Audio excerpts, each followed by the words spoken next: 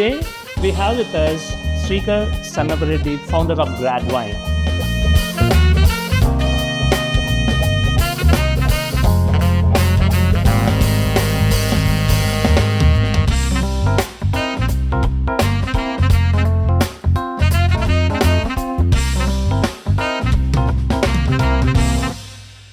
An edtech platform which assists, mentors, and advises young students to unlock global opportunities in education. Welcome back to Brunch with Boss, the tastiest way to learn from the bold in business.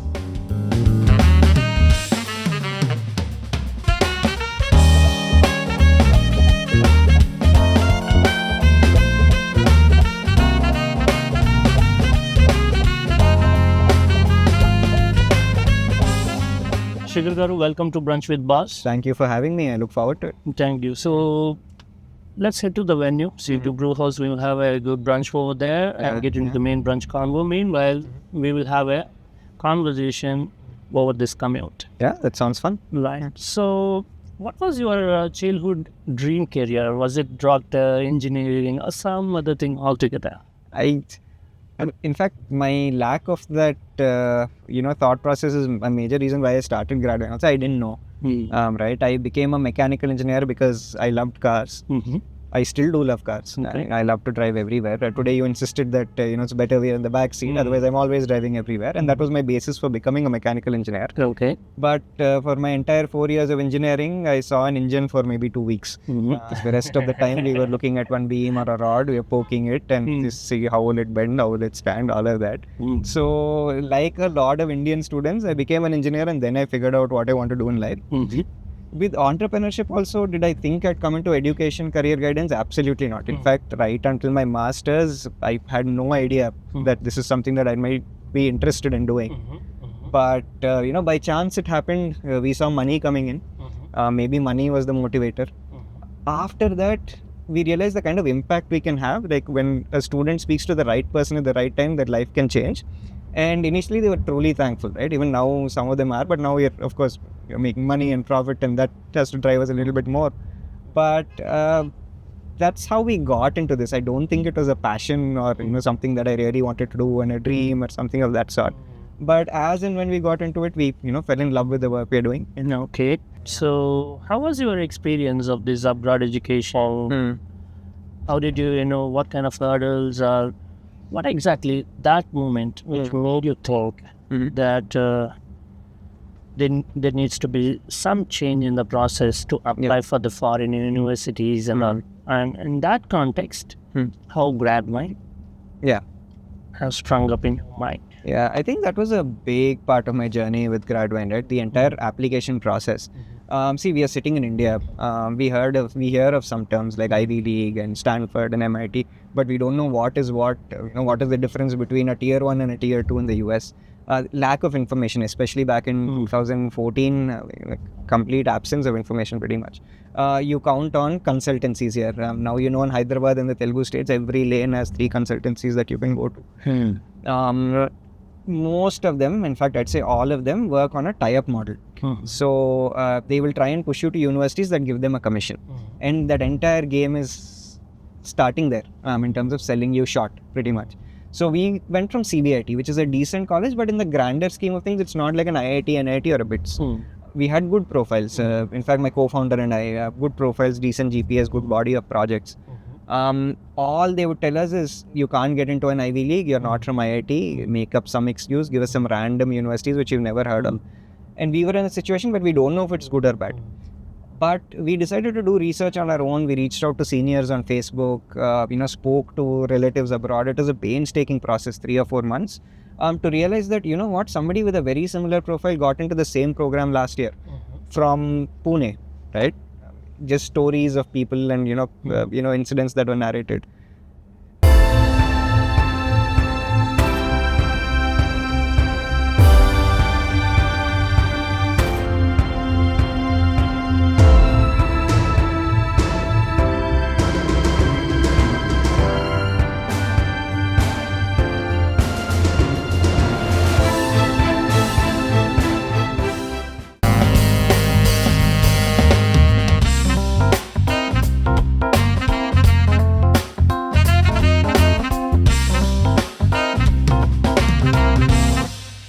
Welcome to Brunch with Buzz. Hi. Good to see you again. Good to see. Good to see. So, before Gradvine, what was mentorship or advices meant to you personally? It was very important, right? Like I said, our philosophy at the beginning was having the right conversation at the right time with the right person can change your life pretty much. I saw live examples of that until then and post that also. We enjoyed having conversations with people who are younger to us. I think just our immediate juniors in college, informally telling them things that they did not hear, about. Their gratitude was something that really gave us a good feeling after the conversation. So that's what mentorship could be, right? Even maybe saying things that are not nice to hear, saying that maybe your expectations are not on point, you have to look in a different direction, right? As long as it's backed by experience and somebody who's been there and done that, these are all valuable, whether it's a positive word or a negative word. So we enjoyed having those conversations before. We just scaled that with Gradvine, pretty much. Okay. When did you felt that this idea of assisting students selling to abroad universities is more than an idea and shaped into Gradvine as a business? All right. It happened by chance, and it's a very funny story, right? So Gradvine as an idea came out of force. Like I was telling you, it's not passion or something that I wanted to do from childhood or anything of that sort. It just happened by chance because we went through that journey. And I was awarded a fellowship while I was at Dartmouth. The idea was, in order for me to unlock that amount, I had to come up with a scalable startup idea within a year. That's what Gradvine was. It wasn't taken very seriously. It was yet for that very short term view to unlock that money. And I left the idea after the fellowship was done and after some great words by my mentor there and stuff. And I started working a full-time job when I came back to Hyderabad. Right. Please. Thank you so much, my friend. So that's how the idea of Gradvine came up. But at that point, right, after I was working in corporate for about 6 months, I got a call from a founder and he said, same idea, right? I said, I seen that you've done something like this because I put up a project report somewhere. I'm doing the same thing. I've raised a seed fund for 50 lakhs. And now, okay, startup ecosystem, what is 50 lakhs, right? But in 2015, seed fund, 50 lakhs, all of this seemed very exciting. No? Like somebody gave you money for what, right? To hire people, buy laptops, it was all so much fun, right? So this person said, you know what, you have the domain expertise. I know how to deal with these, VCs and other fundraise stuff, which I admitted I didn't know anything about. They said, you come on board as, a CEO, I'll give you some sort of equity, 5%, 7%, whatever, you run the show, I'll do the fundraise, you look at operations. And it all seemed exciting because I was going to be a founder and a CEO at somebody else's risk and expense, right? But once I dove into it, I started looking at the numbers. Clearly, that person had no idea about the market. And I asked him, because he had projections which didn't make any sense in terms of timelines, that, okay, you said you raised 50 lakhs, how much of that fund is left? He said, all the funding is gone. I'm going to raise a bridge fund for another 10 lakhs to stay alive. And I was like, what is this bridge fund? Okay, you spent 50 lakhs. How many paying customers do you have? And that answer till now shocks me. He said, 2. 2 paying customers. And we had like 18 doing this part-time while we were at university without any funding. Then I decided to jump into Gradvine because I realized if this person who has no clue how to run a company has raised a 50 lakh, whatever fund, and now he's saying 10 lakh bridge fund and whatever. I actually have paying customers and I actually know how to run this business. How much can I raise? That was the primary motivation. How exactly you and Suraj paired up before, taking this leap? How did you prepare yourselves, our family around you? We are getting into this. We are the best of friends before we were co-founders, right? And till date, I'm happy to say that our friendship trumps business. We value our personal relationship more than any discussions about profit and stuff. We known each other for 15 years. We met in college, which is CBIT. For Suraj, it was a big leap, right? Because like I said, for me, financially, the backing was there. Suraj had to answer, to his parents because he was coming back from the US, leaving a very, very well-paying job, right? So for him, it was a massive leap. But we proved ourselves within the first year. Because without any, fancy fundraise, without any marketing budgets, without all of that digital marketing, we had 100 paying customers within like 6 months. That was proof of concept. We could start drawing a salary from the second year onwards. And since then, that's how we've scaled pretty much, right? Year after year, sustainable growth, highly profitable, being financially conservative. So automatically the faith, grows. Like you said, you show a result and then your family would tend to back you. To a great extent. So that's how that journey was. So, as a first-time founder? Yeah. First time founder. First time founder. Yes. I'm not a serial entrepreneur. Yeah. So EdTech is a crowded marketplace. How exactly you have tackled it, and how exactly you have positioned yourself, breaking that crowd and mold in that segment of business? Yeah, we did break into the market at a time when EdTech was hot, right? Driven by major brands like Byju's and you know all of those names. But we were very clear with our positioning. We never positioned ourselves as EdTech, right? A lot of our business is very service focused, right? Now, of course, now there is no company which is not a tech company. Every company uses tech, right? So we use tech to optimize our internal operations, reduce the manpower requirement and stuff. But at the end of the day, it is the customer-facing, client-facing conversations that our account managers have or our mentors have. That is the biggest value proposition for us. So we didn't get into that, taam jam of, EdTech and now AI and, all of that. The way we set ourselves apart is our quality. I think we are proud of the fact that for the last, few years, since founding, 98% of our students make it to a top 50 university for their program. We set expectations correctly. We don't sell unreasonable dreams. And as a result, a vast majority of our clientele, over 85% at this point of time, comes through referrals, right? And I'm a firm believer in that, at least in our nature of business. No marketing can replace goodwill and what a past client has to say about you. That's how we set ourselves apart. During this phase of 8 years, which is a fairly long time in the EdTech life cycle, right? Companies come, start, finish off in that time frame. There are companies that came, they did higher revenues than us, it crashed and burned overall. But we've stuck through the long term because of the value addition from the service perspective. We never tried to be very EdTech or, try and sell a fantastic platform as such. Okay. So definitely building startup is a grind. Yeah. In your early months, how exactly what was your plan to build that trust in your clients who approaches you for your services? How did that grind went? It was all about building trust, right? In the end, they're trusting you with your future and their career. The first couple of years were very hectic. We have this concept on Gradvine. Before anybody signs up for a service with us called the free consultation call. We give whatever 12 to 24 slots per day, and then they can book a call and one mentor shows up. For the first 2 years, every single call was taken by Suraj and I, right? Evenings, mornings, like he was in the US initially.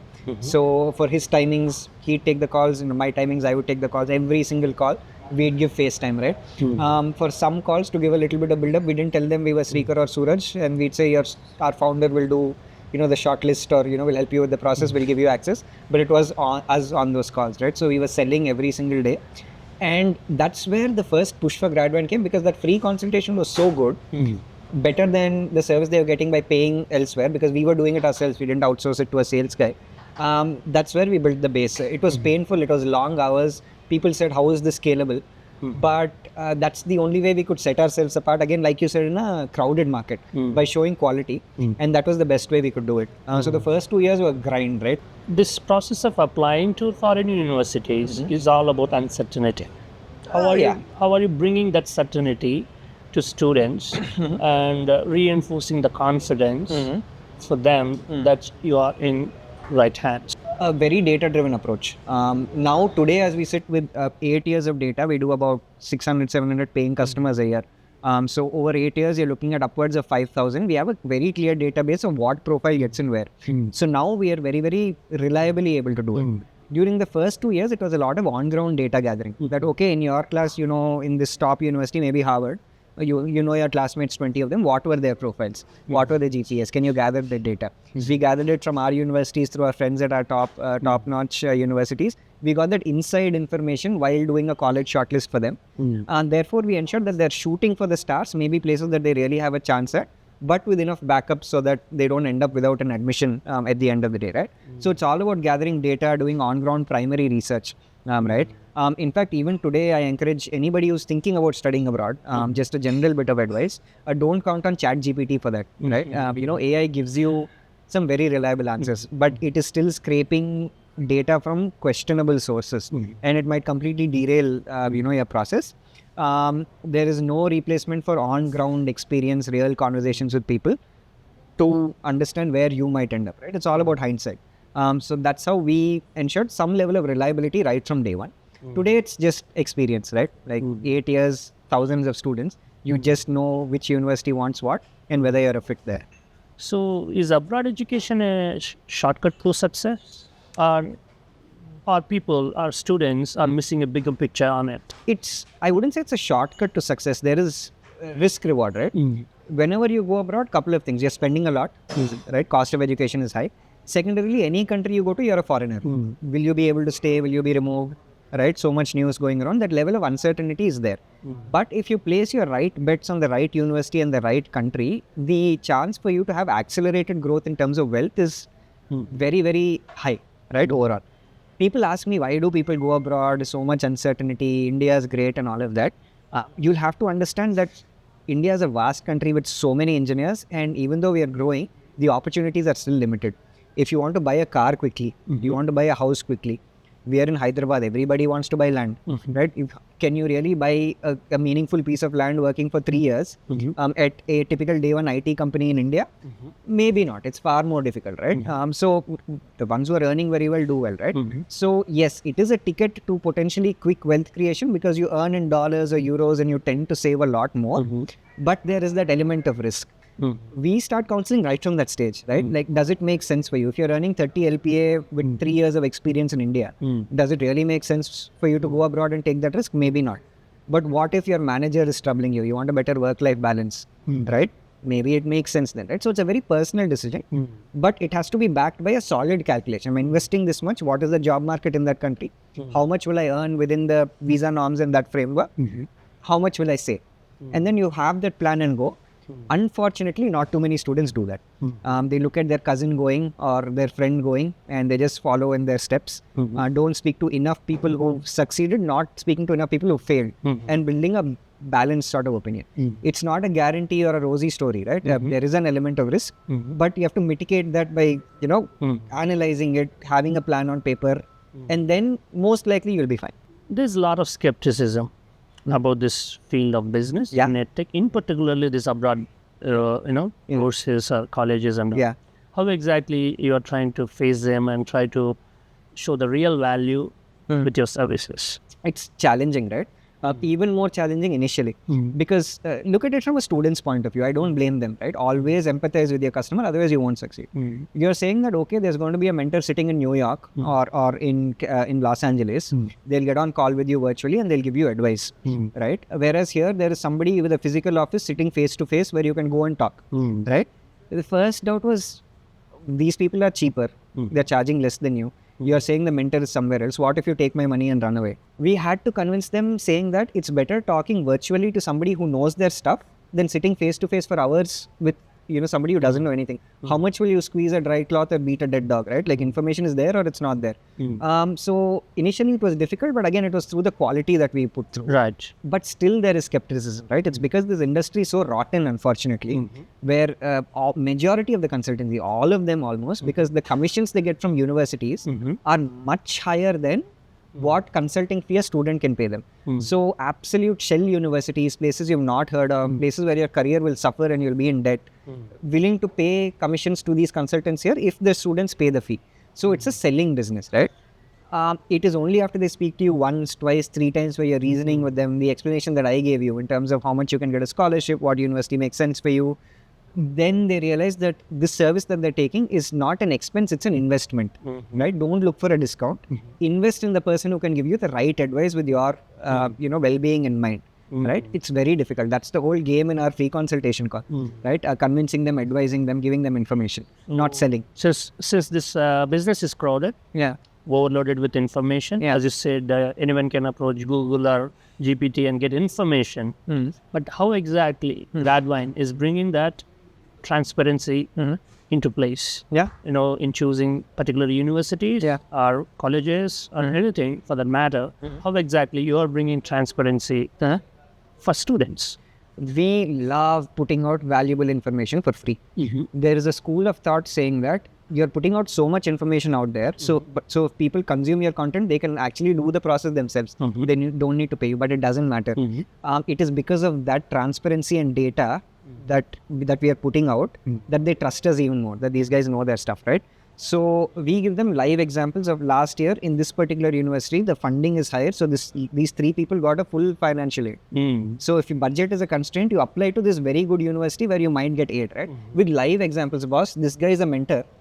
He just got the dream offer. Right? Last year, a student of ours got into Virginia Tech, fully funded. In turn, the university is paying him $2,700 a month. Right? So we say this possibility is there. There's no guarantee. Do you want to take that chance? Right? So it's real stories, real information, real data again that we are putting out in front of them, and we encourage them to take those chances. Right? Right.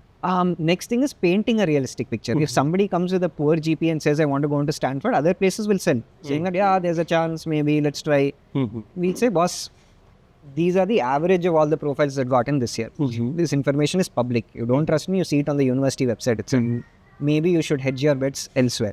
It is the transparency pretty much. And again, we don't say no without a reason. No, backed by data. After we say no, what is the alternative plan? So in your business, the decision maker is a family, because student cannot independently say, I will go to this college, please pay the fee. So parents involved in this equation. How exactly do you tackle that, and how exactly you bring the facts to the surface to them and try to clear the airs around their doubts? Yeah, I would say it's a mix. I think usually we get people who've been working for 2-3 years also applying to programs. So at that point, they're making an independent decision. We get customers from all over the country. I don't know why this is the case, but I see students from the Telugu states having a lot more hand-holding and involvement from the parents, whereas the others who've studied in hostels, gone to other universities, been independent, they take the decisions themselves. The financial part is where the parents come in. What financial risk are they going to take? They don't really get into the university shortlist part, but it is more difficult dealing with parents because expectation setting, is a little bit of an issue, right? But it's the nature of the business, right? In the end of the decision maker is the parent. We need to connect at that level and have that conversation. We cannot say you don't know whatever, right? Customer is king at the end of the day. But with parents, it's more on the financial aspects. Like, okay, this is what it's going to cost you. Your kid is likely going to get an on-campus job through which living expenses will be cleared. If he gets a teaching assistantship in the second semester, then the tuition fee will be waived off. But if not, this is the maximum extent you have to spend, and this is the risk you have to take. So it's more about giving the financial counseling and financial literacy to the parents at that stage. And that's what they're more convinced about. And that's a big part of the counseling process. You can't say it's not my problem, right? We had a student, parent call us after a student again got into Columbia, by the way. They shouted at us after that. Like, first time I'm getting shouted at after a student made it to Columbia, saying that, why are you making our kid go to such an expensive university? Again, at that point, we can't be angry or upset at the customer, right? You think about it from their perspective. Then we realized, okay, we talked to the student saying that, do your parents want to be involved in the process? Is there a financial counseling part required? And we do that as well. Because again, one size does not fit all, right? We have to see what makes sense for the family as well. Right. So we spoke about the leap. Yeah. We started again grind. So it's building startup. There's no small feat. Was there any moment for you to look back and think that the game is done for Gradvine? And how did you bounce back from the lowest point? We call in startup scene as valley of death. Yeah. So how did you bounce back from that? The way we built the business, there is no a scenario where it will crash and burn. We are very stable, highly profitable. By the way, for all of you listening in, right, all of you fans of product and tech and AI with heavy investments, the margins in the service industry are high, right? Like amazingly profitable businesses in consulting and services. So think about it. You don't have to build a product always, right? So for us, the worst thing that could happen is we could stagnate. And because you asked me this question, is Gradvine done? Have we flatlined? Are we worried? I was thinking about it 3 days back, right? Because you always wonder. Because now, the geopolitical situation is not great. You have, a certain American president saying whatever they like. Other countries are not as economically viable. So the entire study abroad industry has been in a complete flatline for the last year and a half, pretty much due to various reasons, right? A lot of companies have completely shut down because of, various reasons overall. So we wonder, right, what are we doing? Revenue has flatlined, other companies are raising so much funding that FOMO is always going to be there. But you have to persevere, right? So this journey of grinding might have taught you a lot of lessons. Lot of. Yeah. So what is that one lesson which is still shaping Gradvine? That's a fantastic question. There are multiple lessons, right, that you learn through experience. First one is no point arguing and fighting with customers. They want something, give it to them. You can say matter of principle, maybe they're right or wrong, or whatever. They can be entirely wrong. I was telling you about this example in our prior conversation about how a student who paid us for our services took the entire service, got the shortlisting done, got the SAS done, took all of our time, and in the last moment said, "Oh, by the way, I'm not going because my father said I have to get married," and asked for a refund. Right? We matter of principle. That is your problem, right? You've delivered the entire service, aren't the bargain. Okay. Now you have a personal reason not to go. We are not going to give you a refund. That person filed a cheating case on us, and then we had to go and report to the police station. Pretty much, right? At that point, I realized, boss, leave it. All this hassle is not worth it. If a customer argues, customer is king. Agree, go back. You'll earn that money, right? And secondly, in the service industry, you have to empathize with the customer. You cannot stick to only you can't throw terms and conditions at them. Yes, legally they protect you, but you cannot be that rigid that you're, against them, right? You have to work in sync with them. So customer is king. Customer service always matters, and that's what keeps me up at night. Who's going to write a bad review about me? Right? This level of grinding might have thrown you into burnout. How exactly you face that situation and get back? A wonderful team. I think if they're listening in, quite honestly, very, very collaborative. We don't blame each other when something goes wrong. Maybe an ops team, an account manager made a mistake, but the sales guy doesn't come and shout at them saying that, hey, it's all your fault. We all sit down together. How can we solve the problem? So no blame game. No blame game. And that's a culture that we built, right? In our sales team also, we do not have individual targets. We have a team target. We say if you hit this target as a team collectively, all of you get your bonus. It does not matter if somebody has done 5 sales whereas somebody has done 25, right? Work together. So as a result, what is happening is if somebody is not able to close a lead, the other salesperson follows up on their behalf. They're not like, it's not my problem, not my target, right? As a result, the company is growing. So the collaborative and non-confrontational nature has grown in the company across all departments. That's how we are able to deal with the stress of customers, because we are laughing about it. We know that, okay, somebody's troubling me, this guy will take over and help me out. And we love going to work every day pretty much, right? As a result. Right. We did have a good discussion on the grind. Yeah. And looking at the future, with all these tight immigration policies and sanctions, geopolitical tensions, where do you think industry like yours is heading down the lane? It's challenging, right? And the geopolitical flux is something out of your control. The key is to diversify, and that's what we've done as well. One of our most promising verticals where we in fact have a lot more paying customers at this point in time is our career guidance service. So we start from classes 9 and 10, not for going abroad or college applications, but very simple things like, okay, if you take MPC in class 11 versus BPC, what are the opportunities that open and close, right? Now you have different boards of education, like should you take CBSE, ICSE, Cambridge, IB, or what is that going to mean in terms of your pathway to college? What is the physics being taught in class today going to be applied to in mechanical engineering while you're building an engine in future? How are economists, through the economics you've studied in school, shaping the country's future? So we do career counseling for students at an early age at this point in time, right? It is very, very important to diversify. In any case, you can't be a one-trick pony. If you really want to scale a company, you cannot be stuck in study abroad.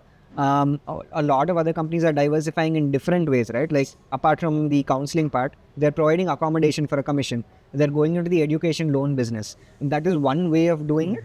But we are going younger and broader pretty much in our outlook.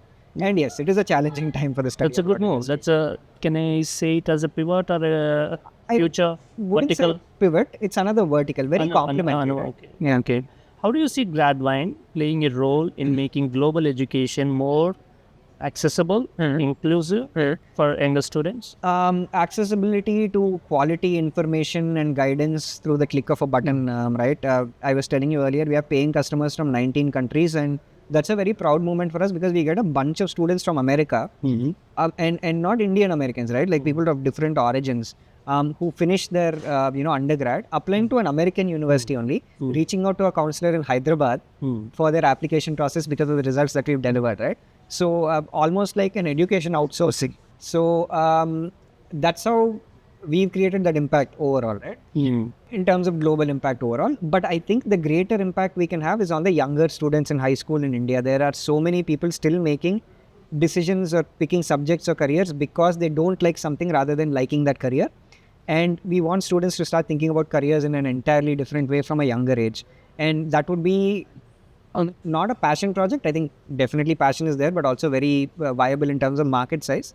But a place where people will really remember us for our impact. Right. So, what is the one advice you want to leave with young students who are aiming for abroad education? Don't make decisions because somebody else has done it, right? Maybe you've seen, don't go because you've seen two of your cousins go and make a ton of money. Don't decide not to go because some uncle told you that a market is dead somewhere.